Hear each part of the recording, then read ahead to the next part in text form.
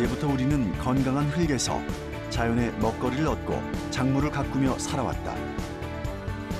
삶의 터전을 제공해주는 것도 바로 흙이다. 또 흙에는 우리가 미처 알지 못했던 수많은 공익적 가치가 담겨져 있다. 하나의 가치로서 가치 평가했을 때 우리나라의 농경지 토양의 가치가 한 280조 정도 된다고 봅니다. 그런데 기계화된 집약 영농, 도시화, 산업화, 환경오염 등으로 흙이 몸살을 앓고 있다. 다양한 생물의 보금자리이기도 한 흙의 위기는 곧 모든 생태계의 위기다. 건강한 흙을 지키는 것이 왜 중요한지 흙의 가치에 대해 제대로 알아보자.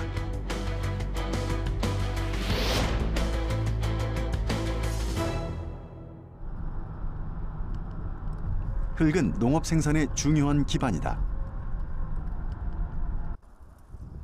사람들이 먹어야 하는 먹거리의 95%를 흙을 통해 제공받는다. 흙이 유실되거나 그 기능이 저하되면 우리에게 직접적인 피해가 오는 것이다. 건강한 흙이 안전하고 질 좋은 농산물을 길러내기 때문에 농민 오창균 씨는 무엇보다 흙 관리에 힘쓰고 있다고 한다. 보시면 이렇게 낙엽이 이렇게 붉고 올라와 있지 않습니까? 이게 이제 마늘이 뚫고 올라오는 거예요. 그래서 좀 어려움을 겪고 있기 때문에 제가 마늘을 흐트러뜨려서 좀 쉽게 올라올 수 있도록 도와주는 겁니다. 이렇게 해서 햇볕만 보게 해주면은 이제 스스로 이제 올라옵니다. 뾰족한 마늘잎이 낙엽을 뚫고 사방에서 올라오기 시작한다. 그런데 오창균 씨의 밭에 유독 낙엽들이 많은 이유는 무엇일까? 낙엽은 보온과 수분 유지뿐만 아니라 풀씨의 발화를 막아주는 효과도 있다. 낙엽을 쓰는 이유는 뭐 일반적으로는 이제 보통 농사하시는 분들이 풀 때문에 많이 고생들 하시는데 낙엽을 쓰면은 이제 풀 잡는 일이 거의 없고요. 그리고 낙엽을 덮어놓으면 흙이 굳지를 않습니다. 그리고 적절하게 수분을 유지하기 때문에 흙 속에 있는 미생물이라든가 이런 것들 잘 증식을 하고 활동을 하고 그리고 낙엽이 다 분해돼서 이게 다시 흙 속의 양분으로 돌아가고 있습니다. 그래서 저희는 뭐 특별 비료라든가 이런 걸 쓰지 않고 낙엽만으로도 충분히 그 모든 농사가 가능합니다. 낙엽은 농사에 아주 유용한 밑거름이 된다.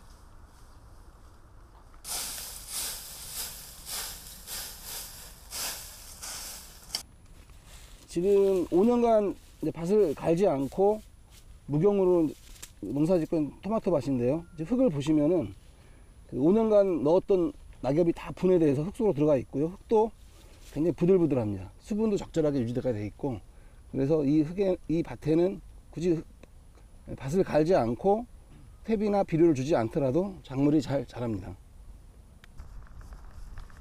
눈에 보이진 않지만 수분 증발과 바람으로 고운 겉흙은 조금씩 사라진다.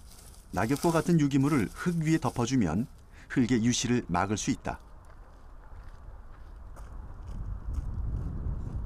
오창균 씨가 직접 설계한 생태 화장실.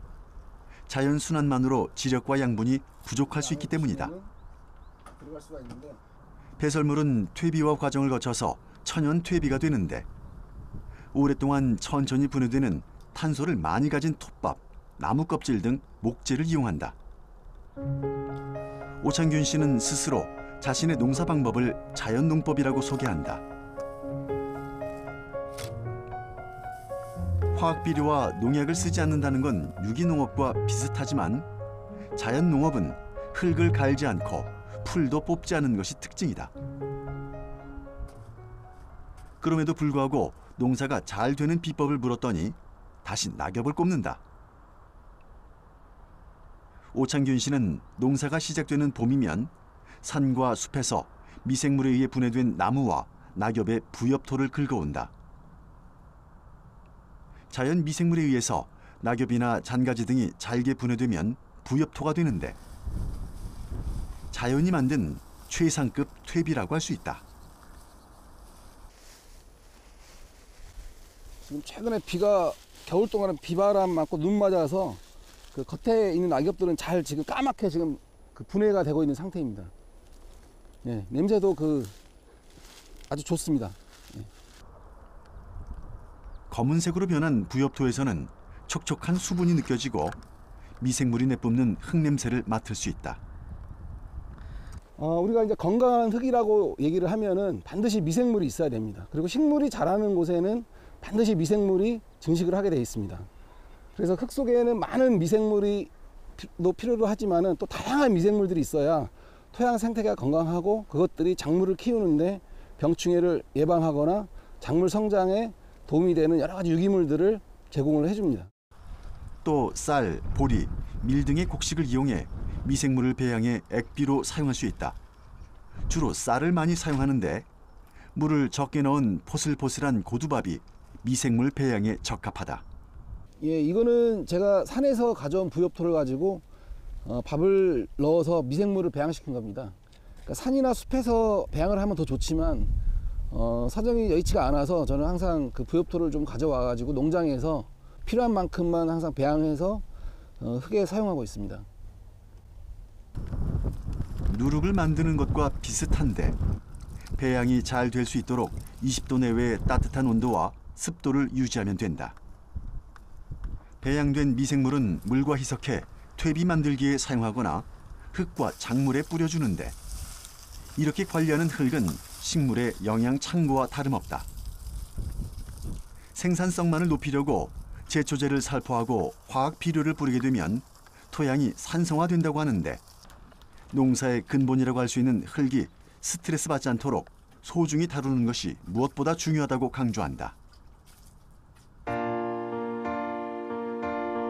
커다란 바위가 오랜 세월 동안 비, 바람, 식물 등에 의해 부서지는 풍화작용을 통해 흙으로 만들어지는데 동식물에서 유래한 유기물이 합쳐져서 토양층이 점점 깊어진다.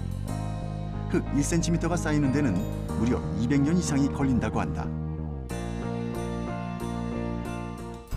흙 속에는 다양한 유기물과 무기물이 존재하는데 좋은 토양의 조건은 무기물 45%와 유기물 5%로 구성되고 수분이 25%, 공기가 25% 정도 들어있는 상태라고 한다. 흙에는 다양한 기능이 내재돼 있다. 흙은 모든 자연의 양분을 공급해주고 농작물을 자랄 수 있게 하는 근간이다. 또 수자원 함량, 지하수 정화, 탄소 저장 효과도 있다.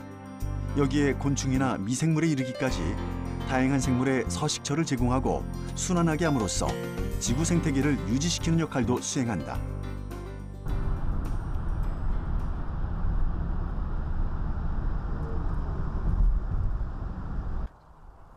건강한 흙 속에는 수많은 생명체들이 서로 도움을 주고받으며 살아가고 있다. 경기도 고양시 지렁이 과학관. 일명 지렁이 박사로 통한다는 최훈근 박사를 만났다. 지렁이는 과연 어떤 생물일까? 지렁이의 유무는 건강한 흙의 척도가 된다. 지렁이는 흙 속에 살면서 토양을 비옥하게 하고 식물이 잘 자랄 수 있도록 돕는다. 땅속의 쟁기라고 불리는 지렁이는 유기물을 분해해 기름지고 보드라운 토양을 만들어준다. 또 지렁이가 배출하는 미생물은 흙 속에서 유해한 세균이 자리 잡을 수 없게 한다. 유기물을 갖다가 완전히 장에서 분해시켜가지고 무기물로 만들어줍니다. 무기물로 만들어주면 토양에 들어가가지고 식물이 뿌리에서 바로 흡수할 수가 있습니다. 그 한 가지가 있고요. 또 한 가지는 이게 중성이에요. 우리나라 토양은 대부분 산성인데 중성이다 보니까 토양을 갖다 중화하는 효과가 있고요. 또 한 가지는 여기에 미생물 수가 일반 토양보다 50배 정도가 많아요. 그러다 보니까 미생물이 많이 번식을 하게 되고 많이 번식하다 보니까 혹시 잘못돼가지고 병원균이 들어온다 하더라 아니면 해충 병을 일으키는 질병균이 들어온다 하더라도 우점종을 차지하지 못하니까 질병으로 발병을 하지 않는 거죠. 그래서 지렁이가 많게 되면은 자동적으로 질병이 안 생기는 그런 특징을 갖고 있습니다. 지렁이로 인해 절로 좋은 땅의 요건을 갖추게 되는 것이다. 그래서 지렁이가 건강한 흙의 척도가 되기도 한다. 이게 바로 지렁이 알입니다. 노르스름한 게 요 상태에서 좀 있으면 이제 알이 나와서 두세 마리가 나와가지고 또 3개월 되면 어미 지렁이가 되는 거죠.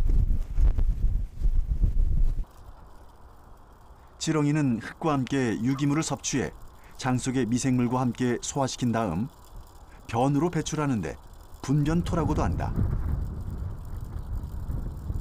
요게 이제 지렁이 똥을 말아놓은 건데요. 일반적으로 밭에 가면 이런 것들이 많이 있으면 아, 지렁이가 진짜 있구나. 그리고 이런 것들이 비가 오면은 녹아요. 요게 이제 하나하나씩 부스러지면 얇게 퍼져요. 빗물에. 그러면 그게 다 테이프 뿌린 것이 똑같이 영양분이 땅속으로 스며들어가지고 식물의 뿌리에서 흡수해가지고 잘 자라는 거죠. 지렁이 분변토는 유기물을 식물이 빨아들일 수 있는 양분의 형태로 만드는 동시에 흙 자체의 성질도 변화시킨다. 식물을 키우기에 아주 좋은 흙으로 지렁이가 단순히 흙을 먹고 배출하는 것만으로도 흙은 생명력을 되찾게 되는 것이다. 실제 우리 주변의 토양에는 지렁이가 얼마나 살고 있는지 한번 찾아보기로 했다. 아우, 여기 다 지렁이네. 여기 낙엽 있는데 낙엽 있는데 이 썩은 부엽도 지금 있잖아. 새끼들이네 다. 여기 다 지렁이가. 여기 이건 또 청지렁인가 보다.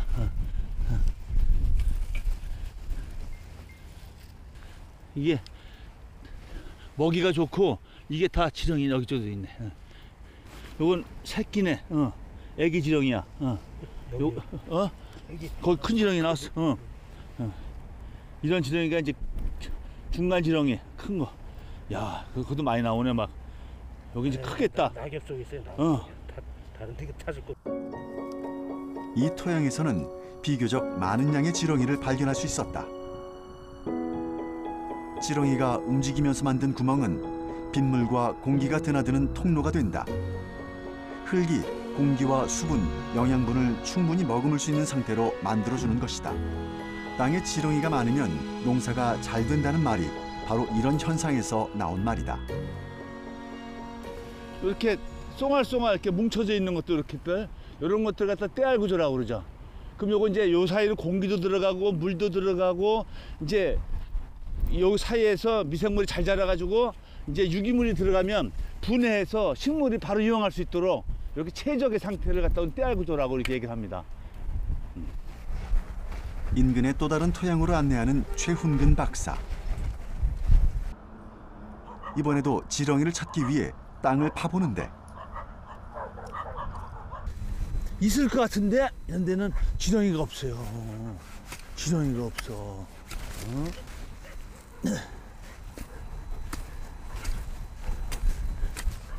지렁이가 나와야 되는데 한참을 파보았지만 결국 지렁이를 찾을 수 없었다. 지렁이가 없어요. 지렁이가.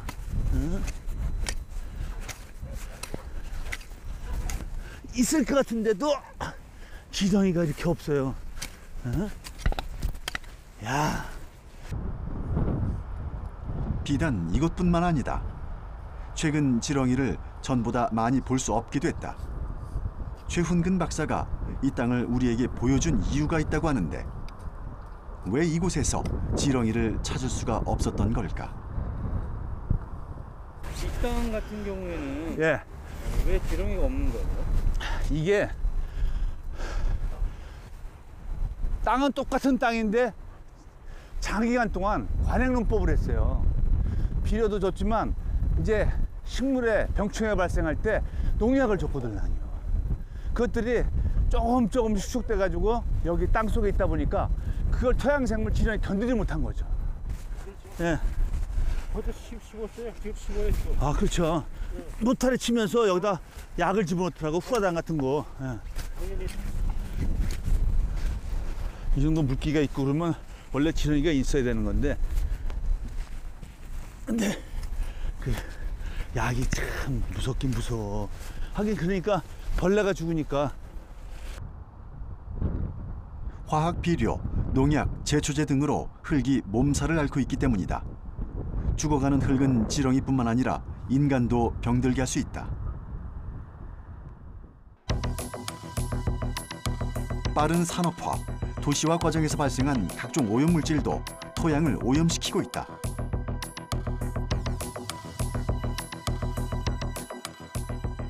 일반적으로 이제 토양 오염은 그 중금속이라든지 유기 오염물질, 그다음에 영양 염류 이런 것들이 이제 토양에 집적돼 있을 때 토양에도 영향을 주고 또 식물에도 영향을 주고 그다음에 지하수에도 영향을 줍니다. 토양이 오염됐을 때 이를 원상태로 회복하는데 엄청난 시간과 노력, 비용이 든다. 충남 서천군 옛 장항제련소 부지. 본래는 1936년 세워진 조선제련 주식회사였다가 이후에 장항제련소로 운영됐다. 경제개발 시기 공을 세우기도 했으나 오염 문제가 꾸준히 지적됐다. 결국 1989년 용광로를 폐쇄한 데 이어 2008년 제련소 전체를 폐쇄했다. 정밀 조사 결과 제련소 반경 4km 내 토양에서 비소로 인한 오염이 우려 기준을 초과했음이 드러났다. 정부는 환경 피해 해소와 생활 환경 개선을 위해 2009년 7월 장항제련소 주변 지역 토양 오염 개선 종합 대책을 세웠다. 하지만 그때까지 제련소 인근의 주민들은 중금속에 노출된 채 살아온 것이다. 이후 이곳에는 경작 금지, 지역 주민 이주 조치가 이루어졌고 오염된 중금속을 제거하기 위해 토양 정화 작업에 들어갔다. 장항제련소 굴뚝을 중심으로 4km까지를 오염 지역으로 구분했다. 1.5km 이내는 국가에서 오염 용지를 매입한 뒤 정화하는 매입 구역으로 1.5에서 4km까지는 매입하지 않고 정화하는 비매입 구역으로 나눠 정화 사업이 진행되고 있다.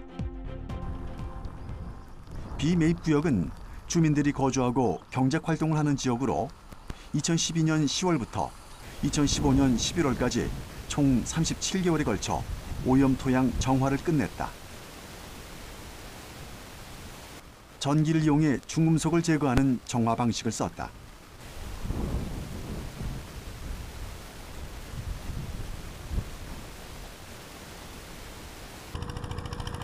현재는 용지 매입을 한 구역에 대한 중금속 오염토 정화의 한창이다.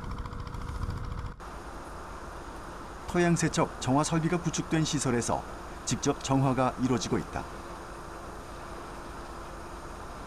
퍼온 흙을 기계에 넣어 자갈과 나뭇가지, 쓰레기 등을 걸러내는 선별 과정이 먼저 진행된다. 선별 작업을 하는 이유는 불착된 오염 토양에서 자갈, 금속류, 나무 뿌리와 같은 크기가 큰 물질이나 기타 이물질이 포함되어져 있습니다. 따라서 이러한 물질들을 사전에 분리함으로써 세척 공정이 원활히 진행될 수 있도록 하고 오염 토양의 입자를 크기별로 잘 분리시킴으로써 각각의 세척 장치들에서 오염 토양 정화가 효율적으로 진행될 수 있도록 하기 위해서입니다. 선별 과정이 끝나면 오염된 흙을 세척하는 정화 작업이 이루어진다. 오염 토양의 입자 특성에 따라 굵기별로 나눈 뒤 물로 일일이 씻어내는 방식이다. 오염토를 희석하는 데 사용된 물은 방류하지 않고 다시 재활용해 정화 작업에 사용한다. 물과 희석하고 탈수하는 작업을 몇 차례 반복한 뒤 세척된 흙은 컨베이어 벨트를 따라 이동하면서 다시 모여진다.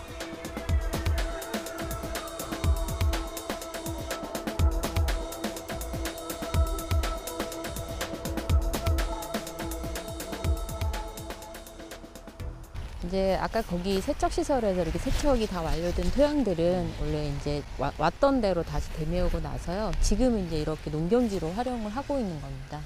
요게 그러면은 기존에 있는 흙들을 다 갈아엎은 거예요? 네, 이제 기존에 오염된 토양을 다 걷어서 세척을 하고 나서 다시 여기에 이제 되메우고요. 정화하기 전 중금속으로 크게 오염됐던 논밭은 1차 정화 사업 종료 후 현재까지 농작물 생육 상태를 모니터링 중에 있는데 생육에 큰 지장이 없다는 분석이다. 문제는 오염 정도가 심한 반경 1.5km 이내 지역의 송림숲이었다. 식물이 자라지 않는 땅은 흙을 직접 씻어내는 정화 작업이 가능했지만 수령 60년 이상의 소나무가 자라고 있는 송림숲은 불가능했기 때문이다. 대규모 식생 지역의 피해를 최소화하면서 토양 오염물질의 인체 노출을 최대한 줄이기 위해 국내 최초로 대안공법을 활용하기로 했다. 중금속 제거 효율이 높은 식물을 재배하고 오염 토양 상부에 흙을 덮는 작업 등을 통해 오염물질이 흩어지는 것을 방지하는 것이다. 비소 축적이 가능한 식물을 찾기 위해 식물 10종을 대상으로 온실에서 여러 차례 실험을 거쳤다. 네, 송림숲 지역은 산림으로 이루어져 있어 산림보호가 필요하고 보시다시피 부지 내 기계 장비 진입이 어려운 등을 이유로 대안공법을 적용하게 되었습니다. 이러한 대안공법은 기존의 생태 환경을 유지 복원하면서 토양 오염 물질이 인체와 환경에 영향을 줄 수 있는 부분을 최소화시키는 공법입니다. 철사나무를 흙에 뿌려 중금속 물질과 화학 반응을 일으키도록 유도하는 방법도 활용됐다. 비소는 철과 결합력이 강해 철이 함유된 점토 광물을 비소 오염토에 뿌리고 잘 섞으면 철에 묶여 옴짝달싹할 수 없는 상태가 된다고 한다.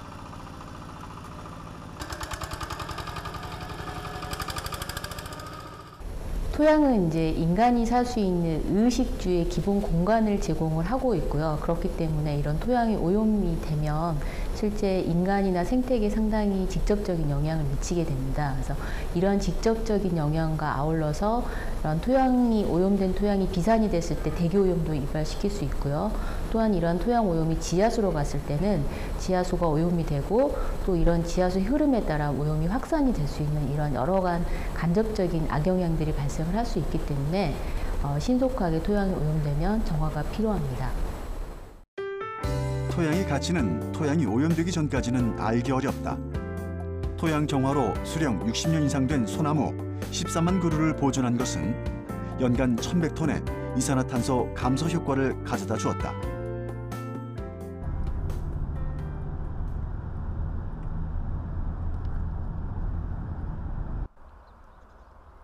충남 천안시 장산마을.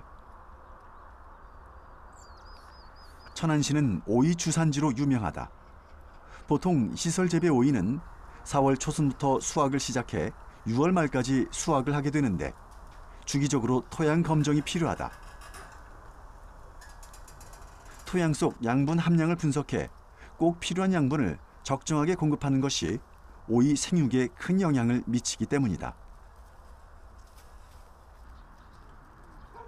천안시 농업기술센터에서는 농민의 의뢰를 받아 토양 상태를 확인하기 위해 나왔다. 최근엔 현장에서 신속하게 진단과 처방을 할 수 있어 농가의 피해를 최소화하고 보다 안정적으로 농산물을 생산할 수 있게 됐다.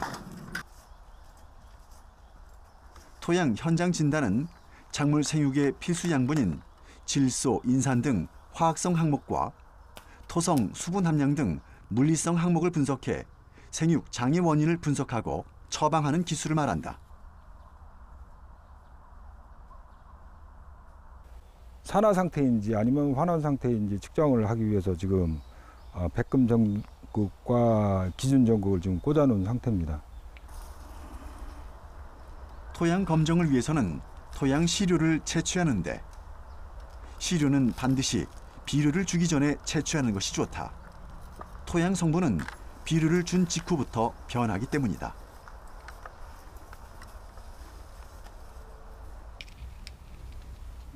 이게 한 군데에서만 채취하는 게 아니에요? 그렇죠. 보통 검사를 할 경우 한 3번 정도 반복을 해서 검사를 해서 평균값을 구해서 이제 농가한테 이제 통보를 합니다. 토양 검사를 위해서는 같은 필진의 여러 지점의 토양에서 토양을 채취한다. 분석 장비를 이용해 현장에서도 간단한 진단과 처방이 가능한데 봄철 영농기는 작물에 필요한 영양분을 토양에 보충하기 위해 밑거름을 주는 시기다. 현재 토양 영양 상태를 정확히 알아야만 적정 시비가 이루어질 수 있다. 건강한 상태의 토양은 pH가 6에서 한 7 정도 돼야지 작물에 유용한 상태가 된다고 이렇게 말씀드릴 수가 있겠습니다. 토양 검정을 통해 분석된 토양의 영양 상태를 바탕으로 작물별로 필요한 최적의 비료와 퇴비 양으로 농가에 제공된다. pH가 지금 6.1 정도 나왔고요. EC가 전기 전도도가 2.1 정도가 나왔습니다. 그리고 NO3 질산태 질소가 71.7. 현장 진단을 좀 자주 하시는 편이세요? 예, 저희 작물에 좀 이상이 있어 보이거나 아니면 물 관리에 좀 문제가 있을 때는 항상 연락을 해가지고 현장 검정을 신청하고 있습니다. 그래서 1년에 한 번 내지 2번, 많을 때는 한 3번까지도 지도를 받고 있습니다.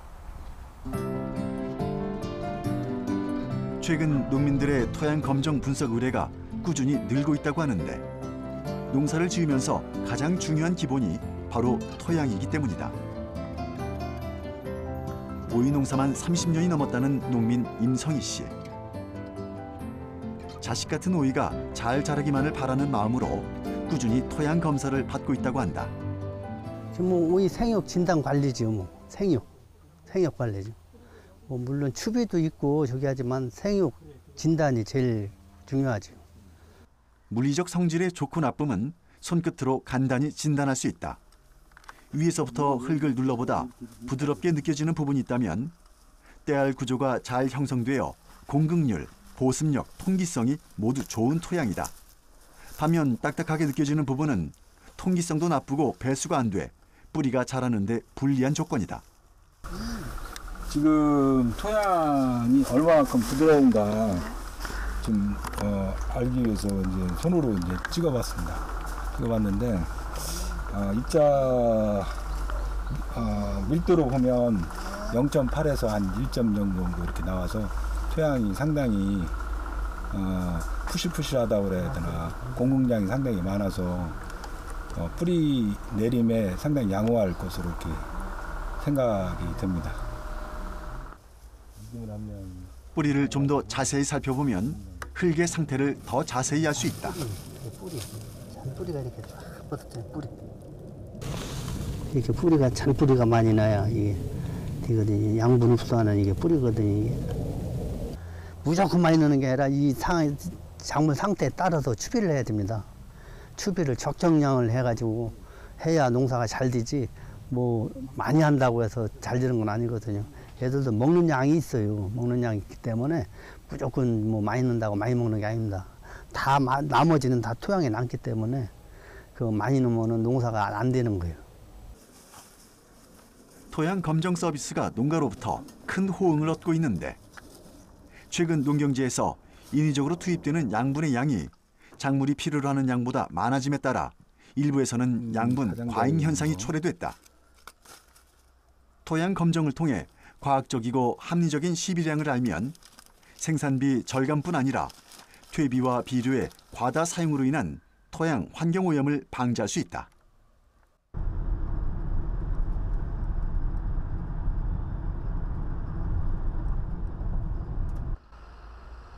농촌진흥청 국립식량과학원 장기 시험 포장지. 시험 포장지란 작물에 대한 생육 조사와 연구를 목적으로 관리하는 토양을 말한다. 일반 농가뿐만 아니라 이곳에서도 토양의 물리성을 보다 정밀히 조사하기 위한 토양 분석이 이루어진다. 시료 채취는 지표면의 이물질 등 흙 1에서 2cm를 걷어내고 삽이나 채취기를 이용해 작물의 뿌리 깊이까지 파내 부피 2에서 3cm 정도의 토양을 채취한다. 동일한 시험 포장에서 최소 7개에서 수십 개의 시료가 필요하다. 깊이는 농업 분야에서는 벼 같은 경우에는 벼가 최대한 뻗을 수 있는 15cm. 만약에 뭐 오이 같은 경우는 최대한 뻗을 수 있는 게 20이나 30cm거든요. 그런 것처럼 작물이 뻗을 수 있는 최대의 깊이를 가지고 채취를 하게 됩니다.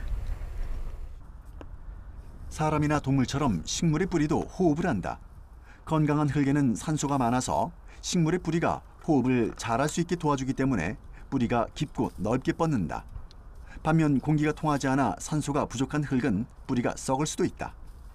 이게 이제 여기서 수연 뿌리 형태로 벼가 자라게 되는데 요 위에는 많은데 이제 이 아래 깊이까지 이제 뿌리가 뻗는지, 그러니까 여기가 표면이고 끝에 이제 15cm나 그 이상 뻗는지를 보시면 작물이 잘 자랐다는 증거거든요. 뿌리 양이 많을수록 작물은 더 잘 자랐을 거거든요. 사람이 입을 통해서 음식을 섭취하는데 작물은 토양 속에 뿌리를 통해서 토양으로부터 양분을 흡수합니다. 뿌리가 자라는데 불리한 토양은 작물이 자라기에도 허약한 흙이다. 시료를 채취해 빠른 시일 내에 토양 분석을 하지 못할 경우 비닐에 담아 햇볕이 들지 않는 그늘에서 서서히 건조시킨다.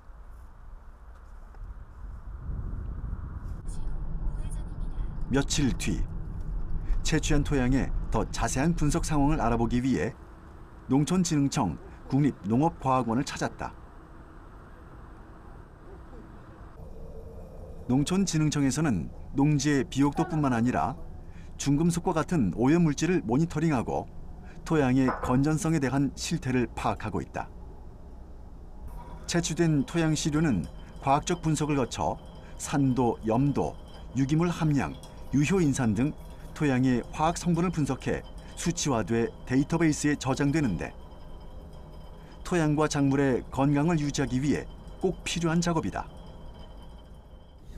저희가 이 장기 시험 포장 운영해서 했던 결과는 일부분이지만 다른 연구들과 같이 종합화해서 농가에서는 어느 정도의 비료량을 들어갔을 때 토양에 비료 성분이 어느 정도 남아 있는지, 식물한테는 얼마나 가는지, 그리고 이 비료 성분이 적당한지에 대한 기준을 제시도 하고 비료량도 같이 제시를 할 수가 있습니다. 농촌진흥청은 1960년대부터 이루어진 토양 환경 조사에서 얻은 내용을 현재 토양 환경 정보 시스템 흙토람에서 제공하고 있다. 또 농가의 토양 검정 이후 제공되는 토양 관리 처방서에는 현재 분석 결과는 물론 이후 관리에 대한 정보도 알 수 있다. 예, 토양은 한번 양분이 집적되면은 다시 되돌리기는 어렵습니다. 그래서 토양의 분석을 통해서 필요한 만큼의 양분을 공급하는 것이 그 작물의 생산성을 유지하고 또 경제적으로 그 농자재를 관리하는 방법입니다. 그래서 지속적으로 그 건강한 농산물을 생산하기 위해서는 비료 사용 처방서를 활용해서 그 양분 관리하는 것이 상당히 중요합니다. 흙토람의 토양 정보를 제공하기 위해 전국적으로 토양 수분 관측망을 설치하고 전국 논과 밭의 대표 토양을 이용한 라이시미터 36개를 설치했다. 현재 이제 토양 수분값을 지금 보여주고 있는 겁니다. 이 정도로 46도, 47도 그 정도로 지금 측정이 되고 있고요. 라이시미터란 자연의 토양 구조 그대로 물과 양분의 이동을 정밀하게 직접 측정할 수 있는 장치다. 기존의 간접 측정으로 불확실했던 물과 양분의 지하 이동량 등을 99% 이상 정확히 계측해 효과적으로 토양을 관리할 수 있는 작물 재배 기술이다.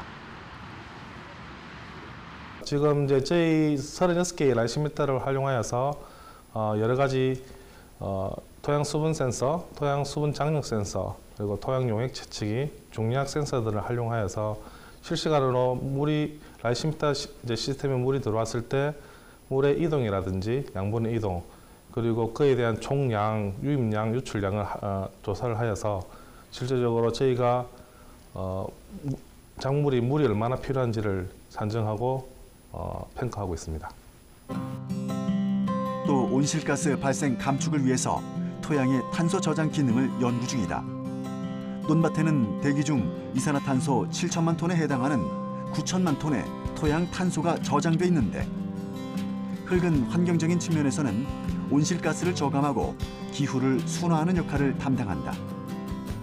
토양이 원래 자연에서 많이 입자 생성됩니다. 그래서 그런 입자 암석에서 유래됐던 토양들이 그 구성 비율에 따라서 공간이 생기고 그 공간에 낙엽이나 식물이나 동물 사체들이 이렇게 가둬지고 또한 그 입자에 붙고 해서 이렇게 토양 내 탄소가 저장되는 그런 기능이 저장됩니다. 그래서 이런 기능들이 뭐 토양의 발달을 시키고 또 환경을 보존하는 역할을 합니다. 원자력 발전소 사고나 핵실험 때 나오는 방사성 세슘. 인체에 흡수되면 장기와 근육에 쉽게 축적돼 질병을 유발한다. 최근 이 세슘을 99% 이상 제거할 수 있는 흡착제를 대량 생산하는 기술이 개발됐다. 그런데 그 재료가 바로 흙에서 나왔다. 경기도의 한 대학 연구소. 방사성 세슘 흡착제란 방사성 세슘을 물리적 화학적으로 흡착해 제거하는 고분자 물질이다. 기존에는 프러시안 블루 나노 입자가 주로 사용됐지만 이 방식은 방사성 세슘을 흡착한 나노 입자를 회수하기 어려워 2차 오염이 발생하는 문제가 있었다. 연구진은 천연 점토를 활용해 프러시안 블루 나노 입자가 들어있는 캡슐형 흡착제를 만들었다.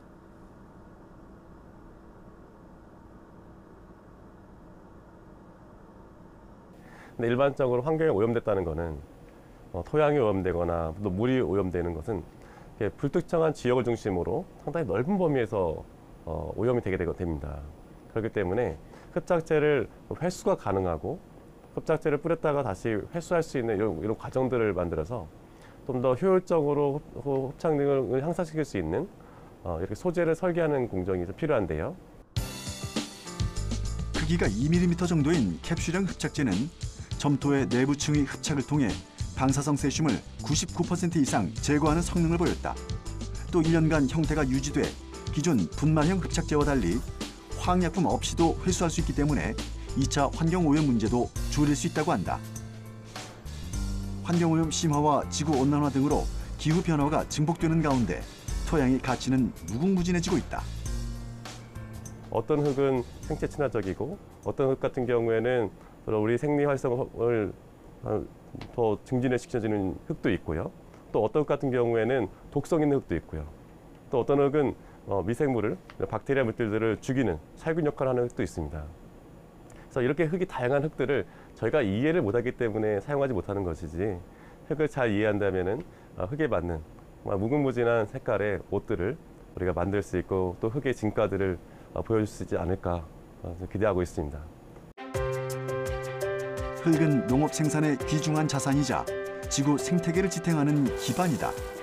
결국 토양의 질은 환경 생태계의 다양성과 건강성을 동시에 보호할 수 있는 가장 기본적인 조건이다. 우리가 먹고 자고 하는 것들을 거의 토양에서 온다고 생각하면 됩니다. 그래서 토양에 재배되는 여러 가지 작물들, 토양에서 자라는 나무, 뭐 여러 가지 재료 이런 것들이 우리의 의식주를 해결해주고 있기 때문에 토양이 잘못됐다, 토양이 오염됐다 이렇게 됐을 경우에는 우리가 삶이 궁핍해지고 삶이 어려워지고 그 다음에 뭐 다양하게 우리의 수명까지도 제약을 받을 수 있는 그런 역할을 하기 때문에 우리가 항상 토양을 아끼고 그 다음에 가능하면은 좀 외부의 여러 가지 해로운 것들로부터 보호해 줄 수 있는 그런 노력을 지속적으로 해야 된다고 생각합니다. 우리의 삶이 흙과 생태적으로 균형을 이룰 수 있는 방안은 무엇인지 지혜를 모아야 할 때다. 그러기 위해서는 무심코 밟고 지나간 흙의 가치에 대해 제대로 알고 있어야 하지 않을까. 흙은 우리가 미래 세대에 건강하게 물려줘야 할 최고의 자연 유산이다. 유한한 자원인 흙에는 무한한 가치가 담겨 있기 때문이다.